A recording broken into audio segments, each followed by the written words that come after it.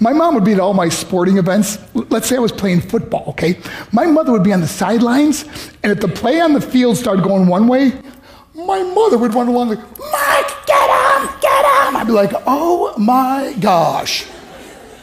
I'd get in the huddle with the other guys. They go, Mark, is that your mother? I go, no, I never saw her before in my life. See, the greatest gift my mother ever gave me, she believed in me.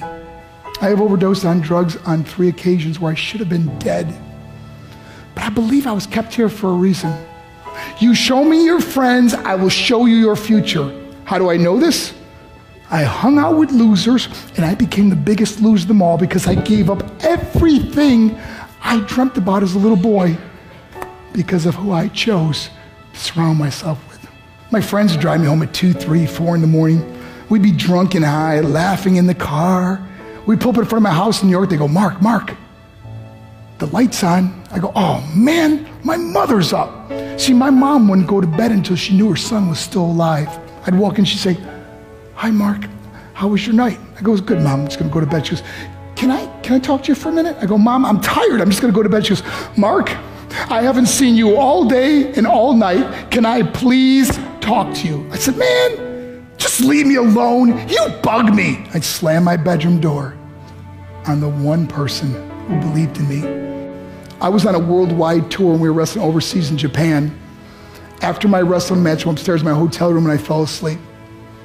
There was a knock at my door at 3 o'clock in the morning. I got out of bed and I looked through the safety window and I could see it was a Japanese promoter. So I opened the door and he said, Mark, you need to call home. There's been an emergency.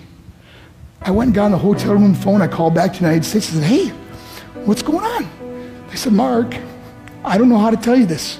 I said, just tell me what happened. All of a sudden they started crying. They go, Mark, I can't tell you. I said, just say it. They said, Mark, your mother died. I just threw the phone down.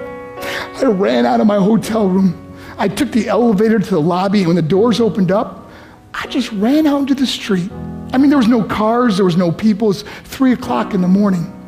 And I walked down the middle of a street in Hiroshima, Japan, and I remember looking up and just saying, Mom, I am so sorry. I flew home for her funeral, and I was so nervous to walk up to her casket, so I just stood way in the back.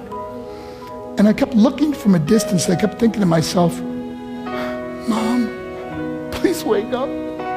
Please get up. And then I finally got the nerve to walk up to her.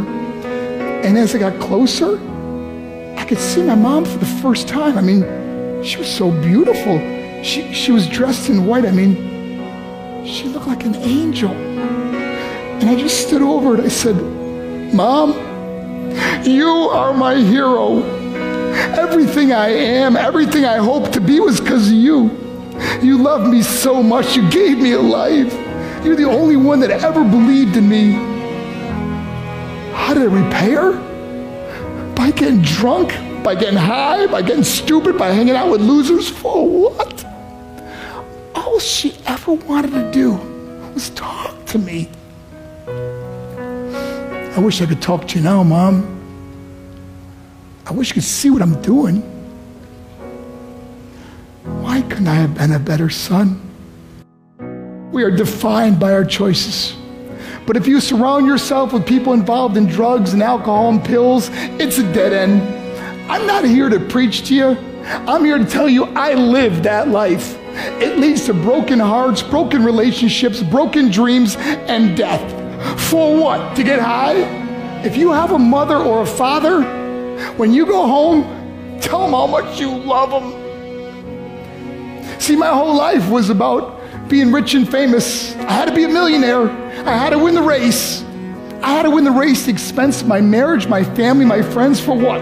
To be all alone in the world? I learned what is truly important, and that is how precious this gift of life is, and our families, and how quickly it can be taken away. See, I no longer live in time. I live in moments. See, it's not what's in your pocket that matters. It's what's in your heart that truly matters. Love Love is just a word until somebody comes along and gives it meaning. You're the meaning.